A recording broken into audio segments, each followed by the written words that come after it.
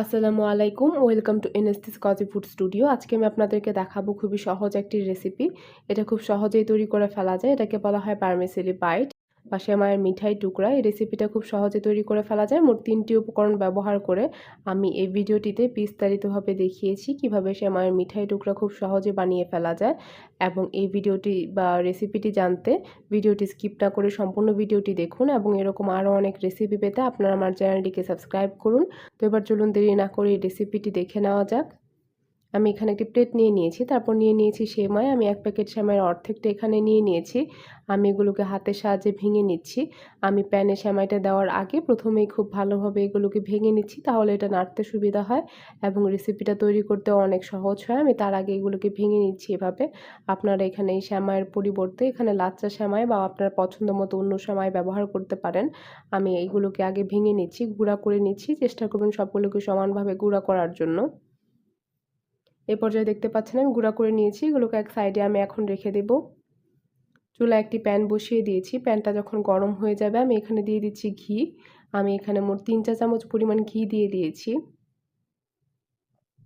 ঘিটা গলে যাওয়ার পর আমি এখানে দিয়ে দিচ্ছি সেমাই। আমি যে ভেঙে রেখেছিলাম এই সেমাইটা আমি এখানে দিয়ে দিলাম। তারপর ঘিয়ের সাথে সেমাইটাকে নেড়ে ভেজে নিতে হবে। এখানে চুলার ফ্লেমটাকে অবশ্যই লোতে রাখবেন। হাই ফ্লেমে এটা করা যাবে না, তাহলে পুড়ে যাবে। মিডিয়াম ফ্লেমেও ঝামেলা হয়ে যায়। এজন্য এটাকে লো ফ্লেমেই করতে হবে। আমি প্রায় ৫-৬ মিনিটের মতো ভেজে নিয়েছি। দেখতে পাচ্ছেন আস্তে আস্তে কালারটা চেঞ্জ হয়ে যাচ্ছে। এগুলোকে লো ফ্লেমেই রান্না করতে হবে। এভাবে কিছুক্ষণ ভেজে নেওয়ার পর আমি এখানে দিয়ে দিচ্ছি সামান্য কাজু বাদাম। এটা অপশনাল, আপনারা চাইলে স্কিপ করতে পারেন বা অন্য যে কোনো বাদাম এখানে দিয়ে দিতে পারেন, বা এখানে বাদাম না দিলেও চলবে। আমি এগুলোকে ৫-৬ মিনিটের মতো ভেজে নিয়েছি বাদাম দেওয়ার পর। এখন আমি এখানে যোগ করে দিব কনডেন্স মিল্ক। কনডেন্স মিল্কটা যার যার স্বাদ অনুযায়ী যে যেরকম মিষ্টি পছন্দ করেন, আমি এখানে কনডেন্স মিল্ক দিয়ে দিলাম। কনডেন্স মিল্কের যে ছোট ক্যান ছিল এটার অর্ধেকটা আমি এখানে ব্যবহার করেছি অর্ধেক প্যাকেট সেমাইয়ের জন্য। আমি এগুলোকে মিক্স করে দিচ্ছি। আমি মোট ২ বারে দিয়েছি অর্ধেকটা পরিমাণ। আমি আবার কিছুটা কনডেন্স মিল্ক দিয়ে দিয়েছি।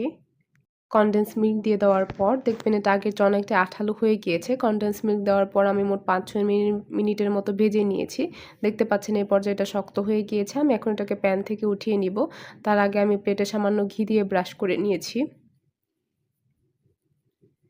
তারপর আমি এটা এখানে প্লেটে রেখে দিলাম। এ পর্যায়ে আমি যে স্প্যাচুলা ব্যবহার করেছি এটা দিয়ে আমি এখানে সেট করে দিচ্ছি। এটাকে অবশ্যই গরম অবস্থাতেই সেট করে নিতে হবে।